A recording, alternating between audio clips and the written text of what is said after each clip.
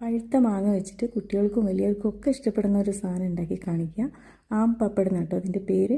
അപ്പോൾ ഞാൻ നല്ല നാരൊന്നും ഇല്ലാത്ത മാങ്ങ എടുത്തിട്ട് അരച്ചെടുത്തിട്ടുണ്ട്. പിന്നെ ഇതൊന്ന് അരിച്ചെടുക്കണം. നമ്മൾ ഉണ്ടാക്കാൻ ഉദ്ദേശിക്കുന്ന ആ കടായിൽ തന്നെയാണ് ഞാൻ അരിച്ചെടുത്തത് കേട്ടോ. ഇനി ഇതിലേക്ക് പഞ്ചസാര ചേർക്കുക. അരക്കപ്പ് ചേർത്താൽ മതി. ഞാനിവിടെ ബ്രൗൺ ഷുഗറാണ് ചേർത്തത്. സാധാരണയാണെങ്കിൽ അരക്കപ്പിനേക്കാളും കുറച്ചും കൂടെ കുറവ് ചേർത്താൽ മതി കേട്ടോ. മാങ്ങയിൽ തന്നെ നല്ല മധുരം ഉണ്ടാവുമല്ലോ. ഇനി കുറച്ച് ഉപ്പും കൂടെ ചേർക്കുക. ഇനി ഇത് നല്ല ചൂടാവട്ടെ. ചൂടായി ഇങ്ങനെ തിളച്ച് വരുമ്പോൾ അതിങ്ങനെ തെറിക്കും കേട്ടോ. അപ്പോൾ കയ്യിലേക്ക് ആവാതിരിക്കാൻ വേണ്ടിയിട്ട് നമുക്ക് അടപ്പ് വെച്ച് ഇങ്ങനെ അടച്ചിട്ട് ഇടയിൽ കൂടെ ഒന്ന് ഇളക്കി കൊടുത്താൽ മതി. ഇനിയിപ്പോൾ ഞാൻ തൽക്കാലം ഫ്ലെയിം ഒന്ന് ഓഫാക്കിയിരിക്കുകയാണ് ഈ നാരങ്ങ പിഴിഞ്ഞ് ഒഴിക്കാൻ വേണ്ടിയിട്ട്. ഒരു നാരങ്ങൻ്റെ പകുതി ഒഴിച്ചിട്ടുണ്ട്. പിന്നെ ഞാനിവിടെ കുറച്ച് എരിവുള്ളതാണ് ഉണ്ടാക്കുന്നത്, അപ്പോൾ കുറച്ച് ചില്ലി ഫ്ലേക്സും കൂടെ ഇട്ടിട്ടുണ്ട്.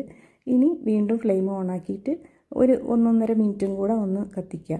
ഇപ്പോൾ ആയിട്ടുണ്ട്. ഇനി നമുക്കിത് പാത്രത്തിലേക്ക് മാറ്റാം. അപ്പോൾ മധുരത്തിലാണ് ഉണ്ടാക്കണമെങ്കിൽ ഈ മുളക് ഇടുന്നത് ഒഴിവാക്കാം കേട്ടോ.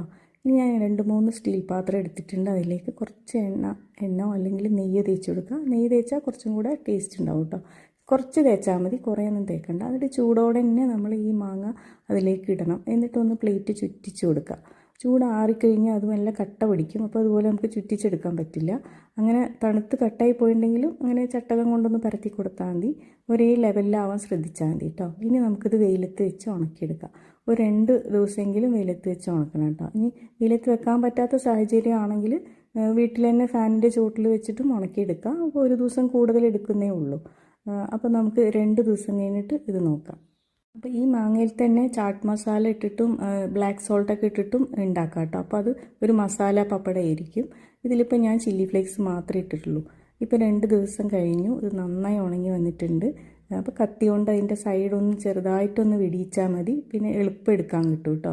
അതിങ്ങനെ വലിച്ചാൽ തന്നെ അങ്ങനെ ഷീറ്റ് പോലെ അങ്ങനെ വരും. ഒരു റബ്ബർ ഷീറ്റ് പോലെയൊക്കെ ഇങ്ങനെ പെട്ടെന്ന് തന്നെ എടുക്കാൻ പറ്റും. ഒട്ടിപ്പിടിക്കുകയൊന്നുമില്ല. കാണാൻ തന്നെ നല്ല ഭംഗിയാണ്. കണ്ടില്ലേ, അതിൻ്റെ ഒരു സൈഡിൽ ഈ ഷൈനിങ് നമ്മൾ ആ ഒരു നെയ്യൊക്കെ തേച്ചില്ലേ, ആ കാരണം കൊണ്ടാട്ടോ. ഇനി ഇഷ്ടമുള്ള ഷേപ്പിൽ മുറിച്ചെടുക്കുക. പിന്നെ സ്ക്വയറായിട്ട് വേണമെങ്കിൽ മുറിച്ചെടുക്കുക. ഞാനിപ്പോൾ ഇവിടെ ഇങ്ങനെ ചുരുട്ടിയെടുക്കാൻ വേണ്ടിയിട്ട് ഇങ്ങനെ നീളത്തിൽ മുറിച്ചെന്നേ ഉള്ളൂ. ഇത് 2 മാസം വരെയൊക്കെ പുറത്ത് വെക്കാം കേട്ടോ. ഫ്രിഡ്ജിലൊന്നും വെക്കണ്ട. നല്ല ജെല്ലി മിഠായി പോലെ ഉണ്ടാവും. കുട്ടികൾക്കൊക്കെ സാധാരണ മിഠായി കൊടുക്കുന്നതിന് പകരം ഇതൊക്കെ ഇങ്ങനെ ഈ സമയത്ത് ഇഷ്ടം പോലെ മാങ്ങ കിട്ടുമല്ലോ. അപ്പോൾ ഇതുപോലെ ഉണ്ടാക്കി കൊടുത്താൽ അവരും കഴിച്ചോളും. മധുരത്തിലും ഉണ്ടാക്കി കൊടുക്കുക, മസാലയിലും ഉണ്ടാക്കി കൊടുക്കുക. അപ്പോൾ എന്തായാലും ഒന്ന് ട്രൈ ചെയ്ത് നോക്കൂ കേട്ടോ. എന്തായാലും ഇഷ്ടപ്പെടും.